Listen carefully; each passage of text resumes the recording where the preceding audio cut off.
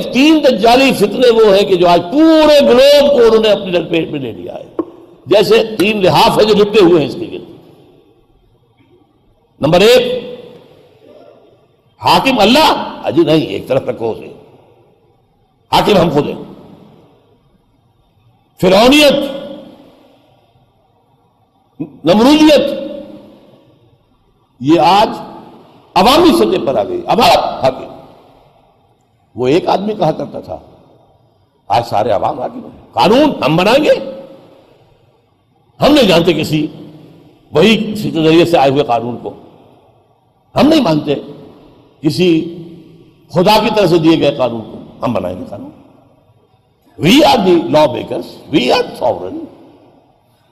یہ ہے وہ معاملہ، آپ سمجھیے تاریخ انسانی میں اللہ کے خلاف یہ بغاوت کبھی نہیں ہوتی۔ میں ذرا کچھ ننگے الفاظ میں بات کر رہا ہوں، اللہ جی آپ مسجد میں رہیے، بس ہم آ جائیں گے، رکوع سجود کر لیں گے، ہماری پارلیمنٹ میں مت آئیے گا، ہماری منڈی میں مت آئیے گا، ہمارے بینک میں قدم نہ رکھیے گا، ہمارے گھروں میں بھی نہیں آئیے گا، وہاں پر بھی ہمارے ہاں آپ کا بتایا ہوا پردہ نہیں ہے، کہتے کہ نہیں؟ کہے نہ ہے تو صحیح۔ آج ہندو یہ کہتا ہے بس ٹھیک ہے، مندر میں جاتے ہیں، ڈنڈوت کرتے ہیں، باقی سیکولرزم کسی مذہب سے کوئی تعلق نہیں، حکومت کا، ریاست کا، قانون کا۔ آج یہ پوری دنیا کا مسلمہ اصول ہے، اور اس سے بڑا شرک، اس سے بڑا کفر اور کوئی نہیں۔ پہلے کیا ہوتی تھی بڑی گمراہی کہ ایک بڑے خدا کو مان کے کچھ چھوٹے چھوٹے خداؤں کو بھی مان لیا۔ مہادیو ایک، مہادیو تو 2 نہیں تھے، ہاں دیوی دیوتا سینکڑوں۔ یہ دیوی دیوتا جو ہے سفارش کرتے ہیں وہاں پر، مہادیو کے لاڈلے ہیں، محبوب ہیں، یہ جس کا سفارش کر دیں گے بیڑا پار ہو جائے گا۔ ادھر کیا تھا یورپ میں، چاہے وہ رومنز ہوں اور چاہے گریکس ہوں، بڑی جی سے لکھا جائے گا گاڈ ایک، اومنیشینٹ، اومنیپوٹنٹ، اومنی پریزنٹ، آل مائٹی، ایک ایک۔ اور چھوٹے جی سے لکھیے گاڈز اینڈ گاڈیسز، تو اس کی گنتی بھی نہیں ہو سکتی۔ اس بڑے خدا کا انکار نہیں کیا۔ عرب میں کیا تھا؟ اللہ ایک۔ وَلَئِن سَأَلْتَهُم مَّنْ خَلَقَ السَّمَاوَاتِ وَالْأَرْضَ لَيَقُولُنَّ اللَّهُ۔ ہاں آلہہ، یہ ہمارے لات اور عزا اور منات اور حبل، یہ بھی چہیتے ہیں، یہ فرشتے ہیں، اللہ کی بیٹیاں ہیں، اللہ کو بڑی پیاری ہیں، لاڈلی ہیں، یہ جن کی سفارش کر دیں کہ بیڑا پار ہو جائے گا۔ ہؤلاء شفعاؤنا عند اللہ۔ یہ کبھی کسی نے نہیں کہا، کسی عرب مشرک نے، کہ کائنات کا بنانے والا یہ حبل ہے یا کوئی منات ہے یا کوئی اور ہے۔ بنانے والا تو ایک ہی ہے۔ بارش کون برساتا؟ اللہ، وہ مانتے تھے۔ یہ تھی گمراہی۔ آج کیا ہے؟ ایک ہوتا تھا فرعون، الیس لی ملک مصر وہذہ الانہار تجری من تحتی، میری حکومت ہے مصر میں، اور یہاں کا سارا آبپاشی کا نظام میرے کنٹرول میں ہے، جس کو چاہوں گا نیل سے پانی دوں گا، جس کو چاہوں گا روک دوں گا، جس کا چاہوں گا موقع بند کر دوں گا۔ آج انسان کہتا ہے میں ہوں حاکم، میرے اندر میرا نفس کہتا ہے میں ہوں حاکم اس وجود کا، میری مرضی چلے گی۔ ہمارا روم کہتے ہیں اور ٹھیک کہتے ہیں، نفس ماں ہم کم طرز فرعون نیست لیکن اورعون نیست، میرا نفس فرعون سے کم نہیں ہے۔ فرعون نے کہا تھا یہ ملک میرا ہے، میرا حکم چلے گا۔ فرعون یہ میرا نفس کہتا ہے یہ میرا وجود ہے، میری مرضی پوری کرنی ہوگی۔ ایک تو یہ ہے، یہ گلوبل ہے، اس وقت پوری دنیا پر ہے شیطنت، دجالیت، اللہ کو بے دخل کر دینا، حکومت سے، ریاست سے، قانون سے، نظام عدل سے، سب سے علیحدہ، صرف پوجا پاٹ کے لیے بس، وہ بھی جو چاہے۔ دوسرا گلوبل دجالیت، نمبر 2، پوری دنیا میں نظام معاشیات کا، اقتصادی نظام سود اور جوئے پر، یونیورسل۔ آسمانی شریعت میں تو اس سے بڑا گناہ کوئی ہے نہیں، اللہ تو اس کے خلاف اعلان جنگ کیا کر رہا ہے۔ اگر باز نہیں آتے فَاذَنُوا بِحَرْبٍ مِّنَ اللَّهِ وَرَسُولِهِ، اس سے بڑی بات یہ زنا کے بارے میں نہیں کہا گیا، چوری کے بارے میں نہیں کہا گیا، ڈاکے کے بارے میں نہیں کہا گیا، اعلان جنگ۔ اور حضور نے کیا فرمایا؟ الربا 70 حوبا یا 70 جزءا، سود کے گناہ کے 70 حصے ہیں، ان میں کچھ بڑے ہیں کچھ چھوٹے ہیں، جو سب سے چھوٹا ہے ایسرھا ان ينكح الرجل امه، سب سے ہلکا اس کے مساوی ہے کہ کوئی شخص اپنی ماں سے زنا کرے۔ یہ دجالیت کی دوسرا کبر لے چکا ہے، یہ دجالیت آ چکی ہے۔ دجال اکبر جب آئے گا وہ بعد میں آخر میں بات کروں گا۔ دجالیت تو آ چکی ہے، جیسے انگریزی میں آپ کہتے ہیں coming events cast their shadows before, آنے والے جو واقعات ہوتے ہیں ان کا سایہ پہلے سے آنا شروع ہو جاتا ہے۔ اور یہ لفظ حضور نے بھی استعمال کیا ہے جب آپ نے استقبال رمضان کا خطبہ دیا ہے، جو حضرت سلمان فارسی سے مروی ہے۔ خطبنا رسول اللہ صلی اللہ علیہ وسلم فی آخر یوم من شعبان فقال یا ایھا الناس قد اظلکم شہر عظیم، تم پر ایک بڑی عظمتوں والا جو مہینہ ہے سایہ فگن ہو گیا۔ آیا تو نہیں ہے ابھی، آخری دن ہے ابھی شعبان کا، سایہ تو آ گیا۔ یہ دوسری بھی چیز سمجھ، یہ مکمل ہے پوری دنیا۔ اس کی نفی اگر ہوئی تھی وہ کسی اور جو ہے غلط طریقے پر چلی گئی تو رشیا میں ہوئی، کمیونزم میں ہوئی، سود ختم ہوا، لیکن سود کے ساتھ انہوں نے ملکیت بالکل ختم کر دی، اس سے نظام کے اندر فطری نظام جو ہے چلنے کے لیے صلاحیت باقی نہیں رہی۔ تیسری چیز، یہ تیسرا پردہ دجالیت کا جو ہے یہ ابھی عالم اسلام میں پورا ابھی اترا نہیں ہے، ہماری ایلیٹ جو ہے اس کی گرفت میں ہے، ہمارے اوپر کا طبقات اس میں ہے۔ وہ پردہ کیا ہے؟ ویمن لب، عورت کو آزاد کرو، عورت ہر اعتبار سے برابر، شرم، حیا، عصمت و عفت کن چیزوں کا نام ہے؟ یہ تمہارے ذہن کے بنائے ہوئے کچھ خیالات ہیں، ان میں سے کسی کی کوئی حقیقت نہیں ہے۔ میں ذرا چاہتا ہوں کہ سلبر میں آپ کو بتا دوں، اس انسٹیٹیوشن فیملی کو برباد کرنے کے لیے یہودیوں نے یہ سارے پروٹوکول انہوں نے دے دیے تھے۔ they were bold enough۔ 1897 میں بیسل میں جمع ہوئے ہیں وہ سوئٹزرلینڈ کے شہر میں، اور جو protocol of the elders of the Zion, یہ شرم اور حجاب اور یہ پردہ اور یہ اور وہ یہ اریانی، یہ کیا چیزیں ہیں؟ کن کیوں لیے بیٹھے ہو؟ چنانچہ اس وقت آپ نوٹ کیجئے مغربی دنیا میں تو ختم ہو چکی وہ تہذیب، وہاں تو حال یہ ہے کہ امریکہ کا صدر کہتا ہے، کلنٹن، جو آخری اس کا ایڈریس تھا، state of the union address, اس نے کہا تھا ان قریب ہماری امریکی قوم کی اکثریت حرامزادوں پر مشتمل ہوگی۔ یہ ہے تہذیب وہاں کی۔ اس لیے اس نے جو لفظ استعمال کیے تھے وہ حرامزادہ نہیں تھا، ظاہر بات ہے، بورن وداؤٹ ویڈ لاک، بغیر کسی شادی کے بندھن کے پیدا ہو رہے ہیں،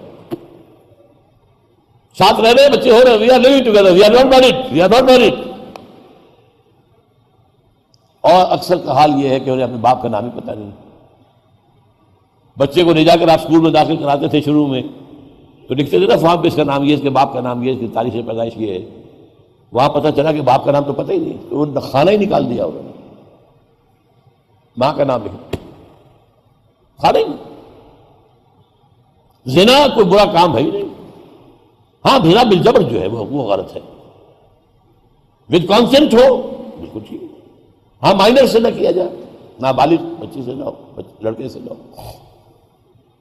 اب اس میں آپ کو بتانا چاہ رہا ہوں کہ اس وقت عالم اسلام کو اس گھیراؤ میں لینے کے لیے بلینز نہیں ٹریلینز آف ڈالر خرچ ہو رہے ہیں کہ جو تہذیب ہماری تھی وہی یہاں پر بھی آ جائے، پوری طریقے سے آ جائے۔ اس کے لیے پہلے کانفرنس ہوئی قاہرہ میں 1994 میں، women lab conference, in conference per billions of dollars خرچ ہوتے ہیں ایک دن کے لیے۔ پھر ہوئی 1995 میں Beijing conference,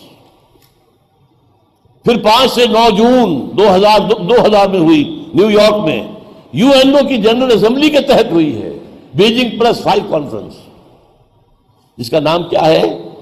women 2000، gender equality, development and peace for the 21st century.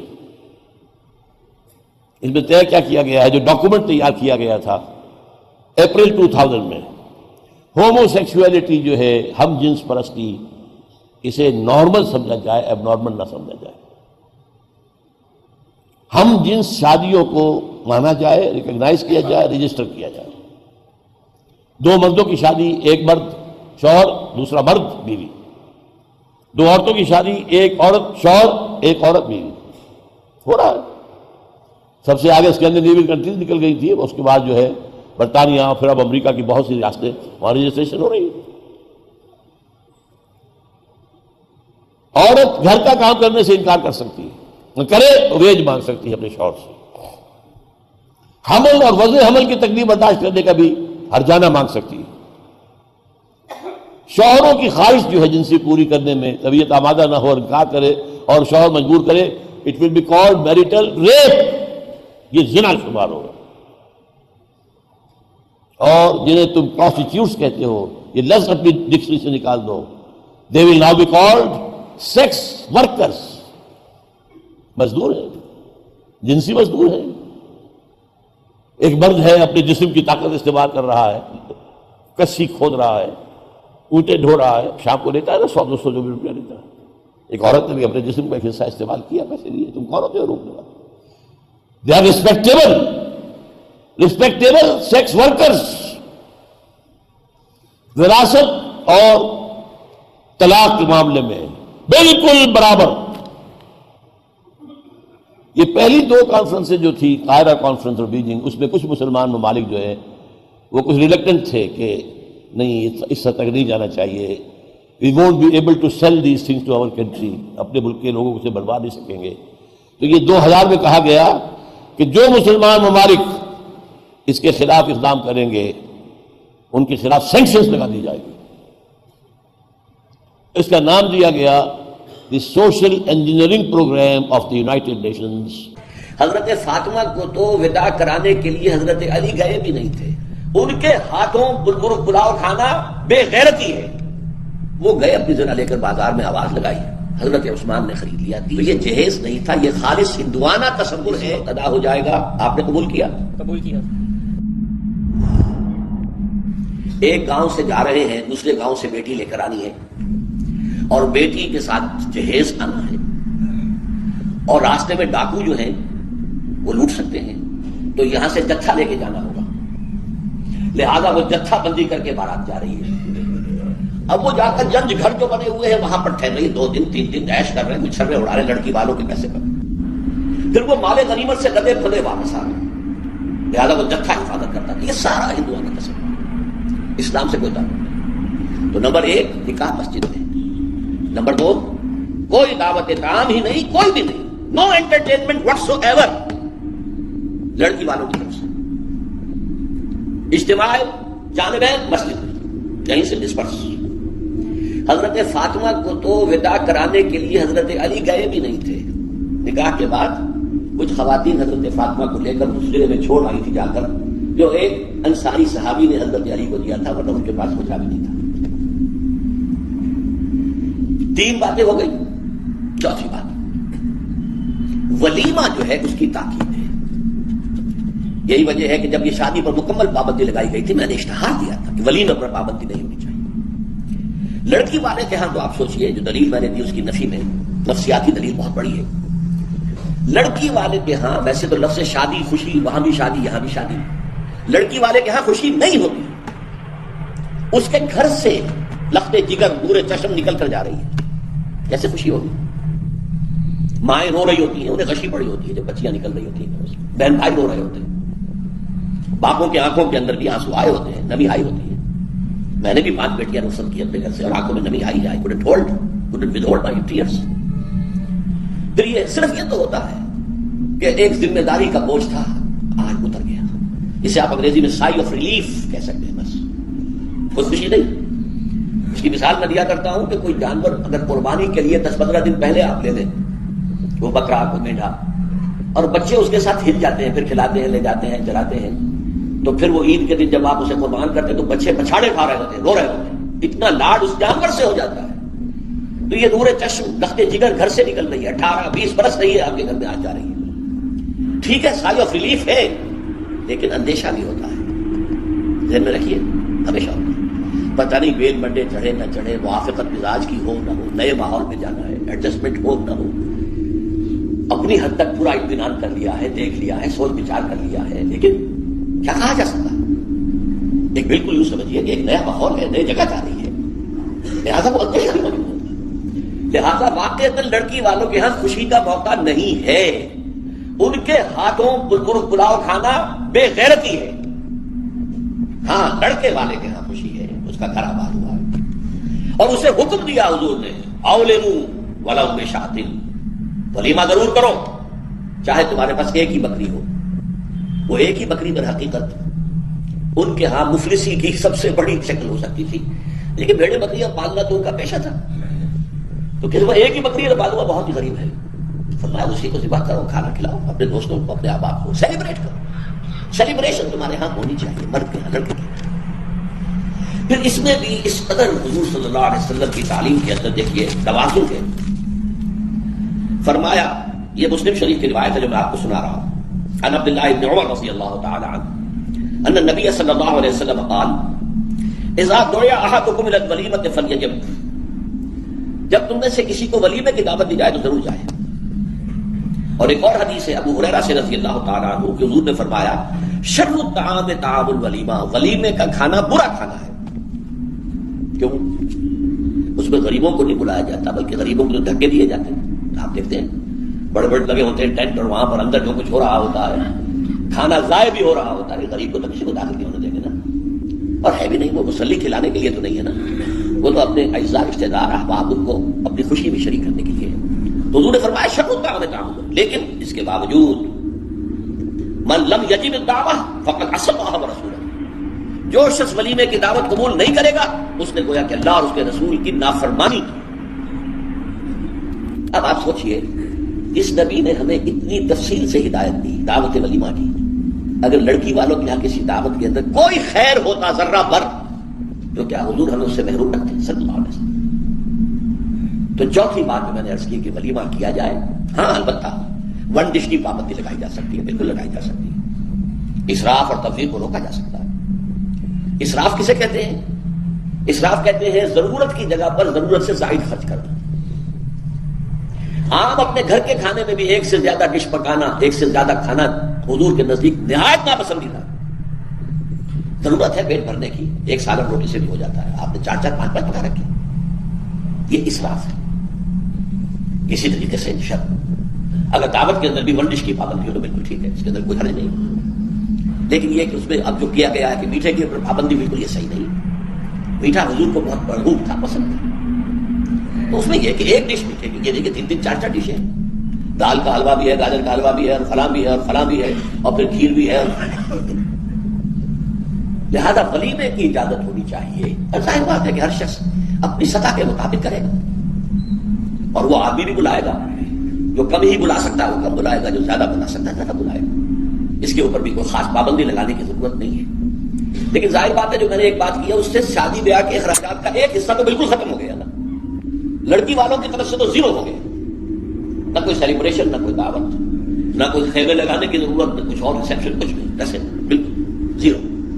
لڑکے والے جو ہیں دعوت ولیمہ، اور اس کے اندر ظاہر بات ہے کہ اپنے ساتھیوں کو، دوستوں کو، اعزاء کو، اقارب کو، اس حد تک بھی اس کے لیے ممکن ہے. اچھا یہاں تک فرمایا کہ اگر تمہارے کسی بھائی نے نکاح کیا ہو اور اس کے پاس کچھ بھی نہیں ہے وہ ولیمہ کر سکے، اپنے گھر سے کھانا لے جاؤ اور جا کر اس کے ہاں بیٹھ کر کھاؤ، سیلیبریٹ کرو، اس کی خوشی میں شریک ہو. یہ کس قدر فطری تعلیمات ہے، غور کیجیے. جیسے کہ میں نے بتایا کہ اصل خوشی جو ہے وہ لڑکے والے کے، اس کا گھر آباد ہوا. لڑکی والے کے تو خوشی نہیں ہے، ان کے ہاں سے تو ایک فرد جو ہے وہ نکلا ہے.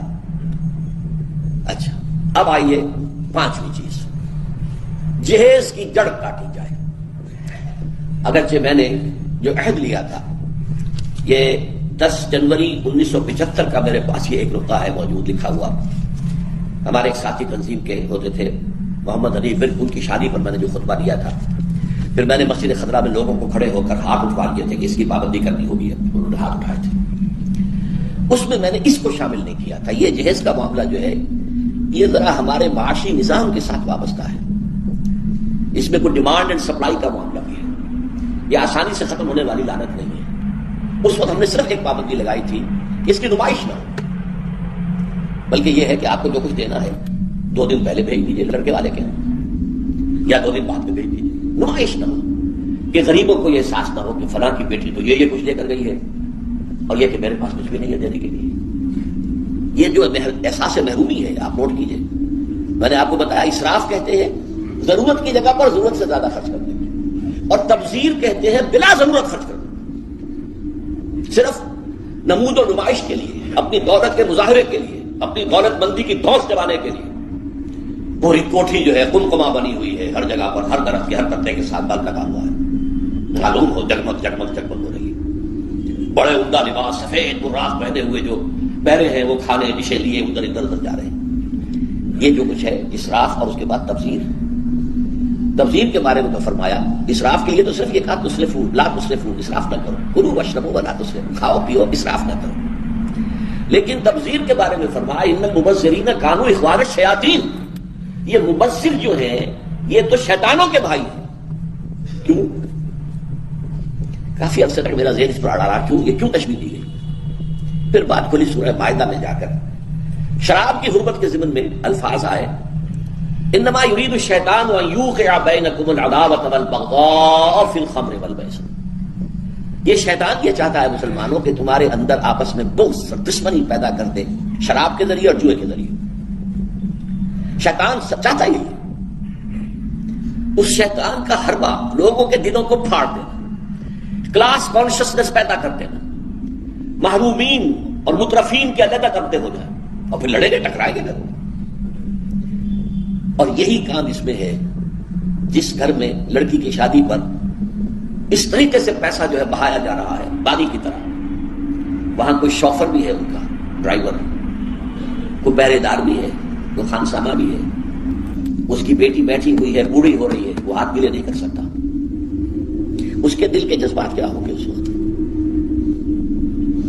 کیا یہ اور میں بھائی ہیں آپس میں؟ انما المؤمنون اخوۃ، یہ واز کہنے کی بات ہے، یہ سب ڈھکوسلے ہیں۔ انما المؤمنون اخوۃ، ہم بھائی ہیں، میری بیٹی بوڑھی ہو رہی ہے ہاتھ بھی نہیں کر سکتا، اور ان کے ہاں دولت جو ہے وہ پانی کی طرح بہ رہی ہے۔ یہ دل پھٹ گئے کہ نہیں؟ یہ طبقاتی شعور ابھرا کہ نہیں؟ ان یوقع بینکم العداوۃ والبغضاء فی الخمر والمیسر، عداوت اور بغض اور دشمنی پیدا کر دی۔ بہرحال 5ویں چیز میں عرض کر رہا تھا جہیز، اس زمن میں چونکہ ایک بہت بڑا مغالطہ ہمارے ہاں لوگوں نے پیدا کر دیا ہے، حضرت فاطمہ رضی اللہ تعالی عنہا کے جہیز کا ذکر کر دیا۔ اسلام نے قطعاً کسی جہیز کا کوئی تصور نہیں، جو میں کہہ چکا ہوں فلسفہ یہ ہے لڑکی والے پر کوئی 1 پیسے کا بوجھ نہیں آنا چاہیے۔ حضرت فاطمہ کے جہیز کا معاملہ کیا تھا کہ ان کی شادی اس اعتبار سے یونیک تھی کہ لڑکی کے والد حضور اور لڑکے کے ولی حضور، حضرت علی کا اور کون تھا وہاں؟ اب حضور نے پوچھا علی تمہارے پاس کچھ ہے مہر دینے کو؟ مہر تو دینا ہوگا نا، مہر تو لازم ہے۔ انہوں نے صاف ہاتھ چھاڑ دیے اپنے کہ میرے پاس کچھ بھی نہیں ہے، تو فقراء صحابہ میں سے تھے، جیسا کہ میں نے آپ کو بتایا ابھی، ان کے پاس تو گھر بھی نہیں تھا، حجرہ بھی ایک انصاری صحابی نے انہیں دیا ہے کہ یہاں آپ اپنی بیوی کو رخصت کرا کے لیں، کہ میرے پاس تو کچھ نہیں۔ فرمایا تمہارے پاس ایک زرہ ہوتی تھی کہ جی ہاں زرہ تو ہے۔ انہوں نے کہا تھا، میں سمجھا کہ زرہ تو ایک ہتھیار ہے، جہاد کے لیے ہے، وہ کوئی دولت تو نہیں ہے۔ آپ نے فرمایا جاؤ اسے بیچو یا گروی رکھو، قرض لے کے آؤ، لیکن میں تو دینا۔ وہ گئے اپنی زرہ لے کر بازار میں آواز لگائی، حضرت عثمان نے خرید لیا 30 دینار یا درہم جو بھی ہے، اس میں رقم کا میں یقین سے نہیں کہہ سکتا، اور بعد میں پھر واپس کر دی۔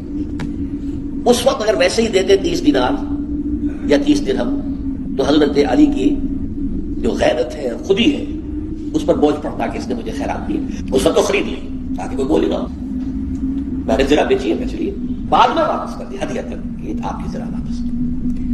وہ لا کے حضور کے سامنے پیسے رکھ دیے گئے۔ حضور نے کچھ تو گھر کے اندر بھجوائے کہ فاطمہ کے لیے وہ خوشبو کو تیاری، کوئی اچھے کپڑے کو بنائے، اور باقی سے وہ سامان بنا دیا۔ ایک گدا جس میں کھجور کی چھال بنی ہوئی تھی، 2 تکیے کھجور کی چھال کے، ایک مشکیزہ پانی لانے کے لیے کنویں سے، ایک چکی جو یا گندم جو بھی ہوگی پیسنی ہے، ایک دو بالوئی سے برتن، بس یہ ہے جہیز. اور یہ حضرت علی نے جو مہر کی رقم پیش کی تھی اس میں سے حضور نے بنا کر دیا. وہ رقم جو ہے حضرت فاطمہ کا حق تھا نا، مہر تو لڑکی کا حق ہے، اسی کے گھر کا سامان بنا. اپنے پاس سے حضور نے ایک پیسے کی کوئی شے نہیں کی. اس کے لیے یہ بھی دلیل نوٹ کر لیجئے کہ حضور کی اور بھی تو بیٹیوں کی شادی ہوئی کہ نہیں. حضرت عثمان کے گھر میں 2 بیٹیاں نہیں ہیں حضور کی. پہلی بیٹی تو خیر مکے میں گئی تھی، ابھی شاید وحی کا آغاز بھی نہ ہوا ہو، میں یقین سے تو نہیں کہہ سکتا. ہو سکتا ہے کہ حضور کی نبوت کے ظہور سے پہلے شادی ہوئی ہو سکتا ہے، ممکن ہے. لیکن ایک شادی تو مدینے میں ہوئی ہے، اور حضرت عثمان کا گھر بھرا ہوا، ہر شے کا سامان موجود ہے، سامان جگہ موجود ہے. کسی جہیز کا کوئی تذکرہ ملتا ہے؟ تو یہ جہیز نہیں تھا، یہ خالص ہندوانہ تصور ہے. اور اس کی وجہ کیا ہے؟ وجہ یہ ہے کہ ہندوؤں میں لڑکی جو ہے، بیٹی جو ہے، وہ وارث نہیں ہے، اسے وراثت میں کوئی حصہ نہیں ملتا. لہذا جب اسے گھر سے رخصت کر رہے ہیں تو دان دہیج، یعنی یہ ایک خیرات ہے جو دے رہے ہیں. لڑکی کا حق کوئی نہیں ہے. بلکہ راجپوتوں وغیرہ میں تو ہندوؤں کے اندر آپ کو معلوم ہونا چاہیے، لڑکا بھی صرف بڑا لڑکا وارث ہوتا تھا تاکہ زمین کے ٹکڑے نہ ہوں. 10 مربع ہے تو 10 مربع ہی جائیں گے. چھوٹے بھائی بھی اس کے کم ہی کاری ہوتے تھے، بس ان کا کوئی حق نہیں. یہ اس اپنی فیوڈلزم کو برقرار رکھنے کے لیے، ورنہ 10-12 بچے ہو گئے، تقسیم ہو گیا تو فیوڈلزم تو ختم ہوا. پھر ہندوؤں کے ہاں تو یہاں تھا کہ لڑکی کا تو اس کو سوال پیدا نہیں ہوتا کہ اس کا کوئی حق ہو. تو اسلام نے حق دیا ہے، لیکن یہ ہے کہ اس کا حق ہے. باپ فوت ہوگا، اس کی وراثت میں سے حصہ سے ملے گا. مما قل منہ او کثر، چاہے زیادہ ہو چاہے کم ہو. فریضۃ من اللہ، اللہ کی طرف سے فرض ہے، یہ لازم ہے. ماں فوت ہوگی، ماں کیا کہ کوئی ہے، وراثت ہے، اس میں سے بیٹوں کو بھی بیٹی کو بھی حصہ ملے گا. لہٰذا یہ ہندوانہ تصور جو جہیز کا ہے. ویسے تو یہ کہ سرکاری سطح پر تو اگر اس کی کوئی مہم چلے اور محنت ہو اور جدوجہد ہو تو اس کی جڑ کاٹی جا سکتی ہے. لیکن بہرحال ہم نے جو عہد لیا تھا اور اس پر کہ ہم نے پابندی کرائی ہے وہ یہ ہے کہ کم سے کم اس کی نمائش نہ ہو، دکھایا نہ جائے، تاکہ یہ کہ وہ کچھ محرومی کا تصور جو ہے لوگوں کے اندر پیدا نہ ہونے پائے. چھٹی بات جو ہم نے کی وہ کیا تھی کہ یہ جو نکاح کی محفل ہوتی ہے اس میں خطبہ ہوتا ہے. یہ خطبہ کس لیے ہوتا ہے؟ رسم پوری کرنے کے لیے. وہ منتر جنتر ہے. یہ خطبے کا مقصد ہوتا ہے تلقین، نصیحت، وعظ، تعلیم. اس کو نوٹ کیجیے. اس زمانے میں نہ کالج، نہ اسکول، نہ مدرسے، نہ اخبار، نہ کتابیں، نہ رسالے، نہ آڈیو، نہ ویڈیو، نہ ٹی وی، نہ کچھ، نہ ریڈیو. تعلیم کا ایک ہی طریقہ تھا. جہاں بھی مسلمان جمع ہوتے تھے کسی خوشی کی تقریب یا غمی کی تقریب میں، وہاں حضور خطبہ دیتے تھے. ایک خطبہ جمعہ تو تھا ریگولر، خطبہ عیدین ریگولر. باقی جہاں مسلمان جمع ہو گئے ہیں خوشی کی تقریب میں یا کسی غمی کی تقریب میں، وہاں خطبہ دیں. یہ خطبے کا مقصد تعلیم، تلقین، وعظ، نصیحت. اب ساری بات ہے کہ یہ تعلیم اور تلقین اور نصیحت تو اس وقت کارگر ہو جب کہ وہ ہماری سمجھ میں آئے، ورنہ تو رسم رہ گئی ہے، رہ گئی رسم ازا، روح بلالی نہ رہی، فلسفہ رہ گیا، تلقین غزالی نہ رہی. تو رسم ہے. لیکن اس رسم کی جو کوتاہی ہے اس کی کمی کو پورا کرنے کے لیے ہم نے کیا کیا؟ خطبہ جمعہ ہوتا ہے کہ نہیں؟ عربی میں ہوتا ہے. زبان یار من عربی ومن عربی نمیدان، ہمیں کیا پتا کیا پڑھا جا رہا ہے. لیکن اس کی تلافی کرتے ہیں کہ اس سے پہلے کوئی وعظ، کوئی نصیحت، کوئی تقریر کرتے ہیں کہ نہیں کرتے؟ کیوں کرتے ہیں؟ تاکہ جو مقصد اصل خطبے کا تھا وہ خطبے سے حاصل نہیں ہو رہا ہے تو کم سے کم یہ ہے کہ اس کی تلافی کسی درجے میں ہو جائے. ما لا یدرک کلہ لا یترک کلہ. جو چیز بتمام و کمال حاصل نہ کی جائے بالکل چھوڑ بھی نہ دیا، کسی نہ کسی درجے میں اس کا کام باقی رکھنا چاہیے. لہٰذا ہم نے چھٹی چیز جو ہے وہ یہ کی کہ خطبہ نکاح کا ترجمہ اور مفہوم تھوڑا سا بیان کیا جائے. اور خطبہ آپ کو معلوم ہے خطیب کھڑے ہو کر دیتا ہے. یہ بیٹھ کے ایک کونے میں بیٹھے ہوئے ہیں اور بس ایسا پڑھ رہے ہیں جیسے کہ دولہا کو سنانا مقصود ہے اور دولہا کے فرشتوں کو بھی پتہ نہیں کیا پڑھا جا رہا ہے. اس کا کوئی فائدہ نہیں. یہ تو رسم ہے جو ہو رہی. تو خطبے کے اندر ہم نے یہ چیز شامل کی. خطبہ پڑھا جائے وہی مصنون محمد رسول اللہ صلی اللہ علیہ وسلم، لیکن اس کے اندر جو آیات ہیں، احادیث سے مکمل ترجمہ کو وضاحت کر دی جائے. تو اب میں اس وقت وہ کام کر رہا ہوں اس نکاح کے لیے جو آج اس وقت یہاں ہونا ہے کہ خطبہ مسنونہ جو نکاح کا ہے وہ میں پڑھ رہا ہوں. الحمدللہ الحمدللہ نحمده ونستعینه ونستغفره ونؤمن به ونتوکل علیہ ونعوذ باللہ من شرور انفسنا ومن سیئات اعمالنا من يهده الله فلا مضل له ومن يضلل فلا هادي له ونشهد ان لا اله الا الله وحده لا شريك له ونشهد ان محمدا عبده ورسوله صلى الله عليه وسلم اما بعد فاعوذ باللہ من الشیطان الرجیم بسم اللہ الرحمن الرحیم یا ایھا الذین آمنوا اتقوا اللہ حق تقاته ولا تموتن الا وانتم مسلمون یا ایھا الناس اتقوا ربکم الذی خلقکم من نفس واحدۃ وخلق منها زوجها وبث منهما رجالا كثيرا ونساء واتقوا الله الذي تساءلون به والارحام ان الله كان عليكم رقيبا یا ایھا الذین آمنوا اتقوا الله وقولوا قولا سدیدا وَقَضَىٰ رَبُّكَ أَلَّا تَعْبُدُوا إِلَّا إِيَّاهُ وَبِالْوَالِدَيْنِ إِحْسَانًا، تیرے رب نے فیصلہ کر دیا ہے کہ اس کے سوا کسی کی بندگی نہیں کرو گے اور والدین کے ساتھ نیک سلوک کرو گے۔ اللہ کے حکم کے بعد، اللہ کے حق کے بعد والدین کا حق ہے۔ سورہ لقمان میں انشکر لی ولوالدیک، شکر ادا کرو میرا بھی اور اپنے والدین کا بھی۔ اور سورہ بنی اسرائیل میں تو کیا تفصیل آئی ہے، اما یبلغن عندک الکبر احدہما او کلاہما فلا تقل لہما اف ولا تنہرہما وقل لہما قولا کریما واخفض لہما جناح الذل من الرحمۃ وقل رب ارحمہما کما ربیانی صغیرا۔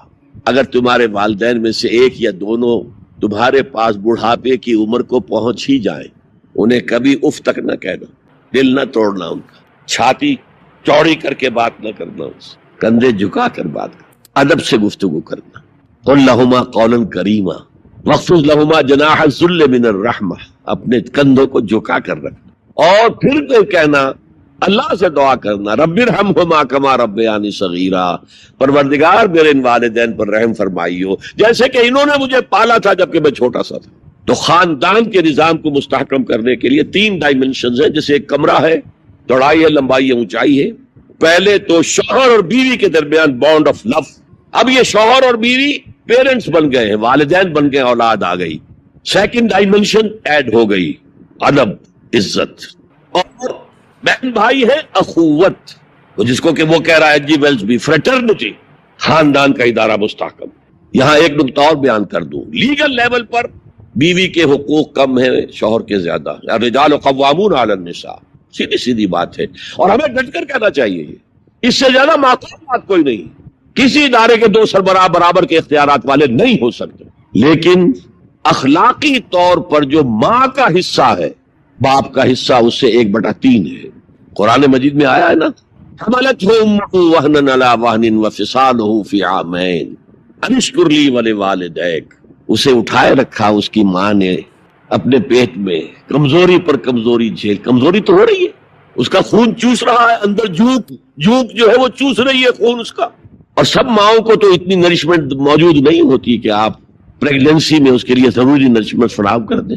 وہنن علی وہن، کمزوری پر کمزوری جھیل کر بھی اپنے پیٹ میں اٹھائے رکھا، وفصالہ فی عامین، اور پھر دودھ چھڑانا ہوا 2 سالوں میں، وہ جھوک جو ہے وہ پھر اس کی چھاتیوں سے چمٹ گئی، لہذا اس کا حق 3 گنا زیادہ ہے باپ سے۔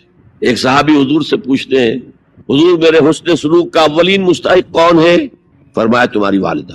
پھر پوچھا ان کے بعد کون؟ پھر کہا تمہاری والدہ۔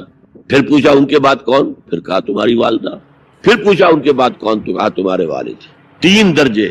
اور یہ جو فرمایا الجنت تحت اقدام الامہات، جنت تو ماؤں کے قدموں تلے ہے، یہ باپ کے بارے میں تو نہیں فرمایا۔ یہ ہے ایکویشن، بیلنس۔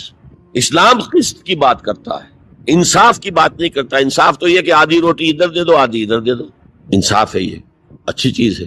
یہ قسط یہ ہے کہ بوجھ اٹھانا ہے تو جو زیادہ قوی ہے اس کو زیادہ بوجھ دو اٹھائے، اور جو کمزور ہے اسے کم بوجھ دو، یہ قسط۔ تو اسلام نے عورتوں پر ذمہ داریاں کم رکھی، ان کے اختیارات کم رکھے، لیکن اولاد پر ماں کا 3 درجے فائق رکھا، اور اس سے وہ خاندان کا ادارہ جو ہے مستحکم ہوتا ہے۔ تو آج کیا سازش چل رہی ہے؟ ویسٹ تلا ہوا ہے ایسٹ کے اندر بھی خاندانی نظام کو ختم کر دے۔ پہلے کانفرنس ہوئی تھی، عالمی کانفرنس، ویمن فریڈم کی کانفرنس قاہرہ میں، پھر ہوئی بیجنگ میں، بیجنگ، کائرو، اور پھر بیجنگ +5 کانفرنس۔ بیجنگ کانفرنس کے 5 سال بعد یونائٹڈ نیشنز جنرل اسمبلی کے تحت ہوئی، اور ان سب کا مقصد کیا ہے؟ پروسٹیٹیوشن کو ایک باعزت پیشہ سمجھا جائے۔ یہ بھی محنت ہے نا، ایک مزدور اپنی جسمانی مسکولر طاقت استعمال کر رہا ہے ویج لے رہا ہے، ایک عورت اپنے جنس سے اس کو استعمال کر رہی ہے، لے رہی ہے. اب اس کا نام پتہ کیا رکھا گیا؟ Sex worker. سیکس ورکرز بالکل برابر ہوں گے، باعزت ہوں گے، ان کی کوئی آپ یہ نہیں کہہ سکتے کہ غلط کام کریں. ہومو سیکسولیٹی کو بھی ایک نارمل ایٹیٹیوڈ قرار دیا جائے، یہ اب نارمل نہیں ہے. آپ کو معلوم ہے امریکہ میں، سویڈن میں تو بہت پہلے سے تھا، برطانیہ میں تھا، ہومو سیکسول میرجز، دو مردوں کی شادیاں ہو رہی ہیں، ان میں سے ایک شوہر ہے اور ایک بیوی ہے، اور رجسٹرڈ ہو رہی ہے شادی، رجسٹرڈ. اب امریکہ میں بھی شروع ہو چکی ہے، کئی اسٹیٹس میں، کیلیفورنیا سے شروع ہوئی ہے جو ہالی ووڈ اس کا گھر ہے. نمبر 3، طلاق اور وراثت میں مرد اور عورت برابر ہونے چاہیے، جب عورت چاہے طلاق دے دے. یہ نقشہ ہے جس کا نام پتہ کیا رکھا ہے؟ Social engineering program of the United Nations organization. یہ نیو انجینئرنگ ہے معاشرے کو، جیسے کہ کہا رومی نے، گفت رومی ہر بنائے کوہنا کا باداں کنن ندانی اولا تعمیر را ویراں کنن.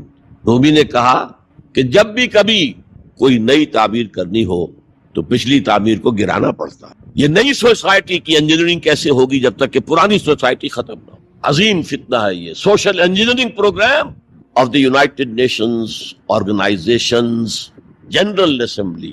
یہ دجالی فتنے کی وہ سب سے نچلی سطح ہے جو ابھی عالم اسلام کے اوپر پوری طرح نہیں آئی ہے. اگرچہ عالم اسلام کی ایلیٹ اکثر و بیشتر اس رنگ پہ جا چکی ہے، مغربی ویلیوز اور مغربی تہذیب کے اثرات آ چکے ہیں، لیکن ابھی نچلی سطحوں پر درمیانی طبقوں میں کچھ نہ کچھ مشرقی اقدار ہے، کچھ شرم و حیا کی قدر و قیمت ہے، عصمت و عفت کی کوئی قدر و قیمت ہے.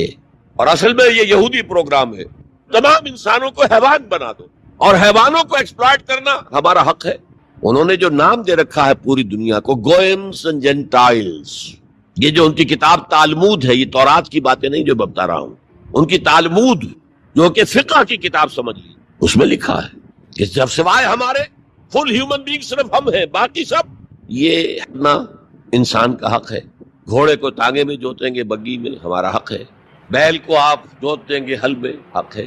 اسی طرح انسانوں کو ایکسپلائٹ کرنا ہمارا حق ہے. البتہ جیسے گھوڑے کو بھی کچھ دانہ ڈالیں گے شام کو تو اگلے روز استعمال کریں گے نا اسے، تو کچھ نہ کچھ انہیں بھی دینا چاہیے. تمام دنیا مزدور بن جائے، انسانی اخلاقیات کم ہو جائیں اور یہ حیوانوں کی طرح کام کریں. البتہ اس میں سے ہم کچھ ان کو بھی دیں گے، باقی ملائی ہم کھسیٹ لیں گے اپنے بینکنگ کے نظام کے تحت. وہ حکومت اپنی پوری دنیا پر نہیں چاہتے.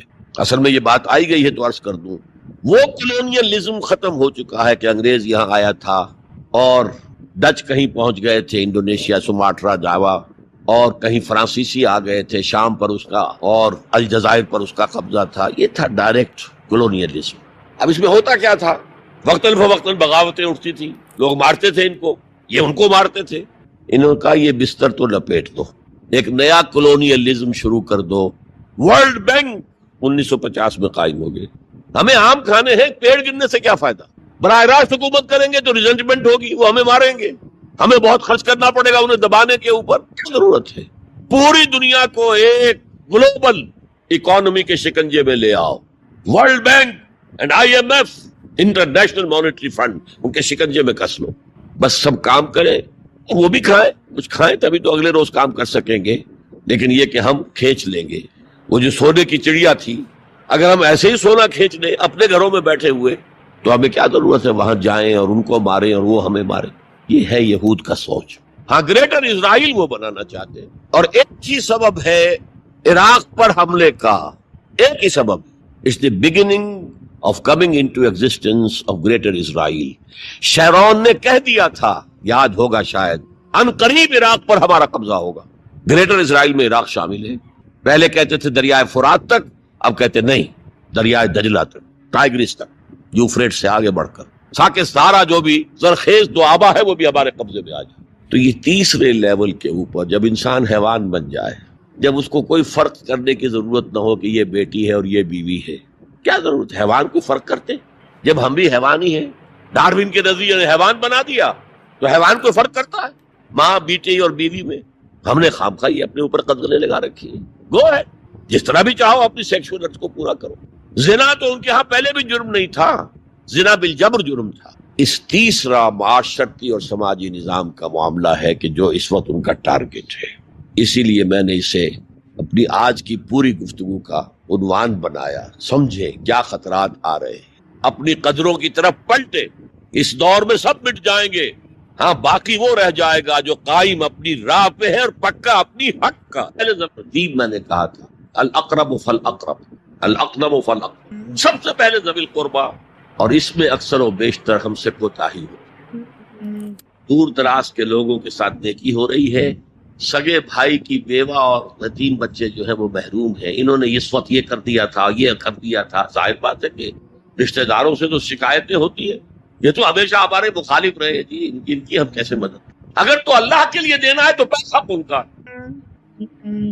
من احب للہ وابغض للہ واعطى للہ ومنع للہ، اللہ کے لیے دیا ہے اگر تو اپنے اس نفس کی جو انتقام کا جذبہ ہے اس کو کچلو، اور جس کا سب سے پہلا حق ہے اس کو پہنچاؤ. حق بحقدار رسید، ذوی القربیٰ والیتامیٰ، جو بے سہارا رہ گئے، باپ کا سایہ نہ رہا. والمساکین، مساکین کسے کہتے ہیں؟ مسکنت کہتے ہیں کم ہمت. آپ کو معلوم ہے آج کل ایک مرض کہلاتا ہے نیورستھینیا.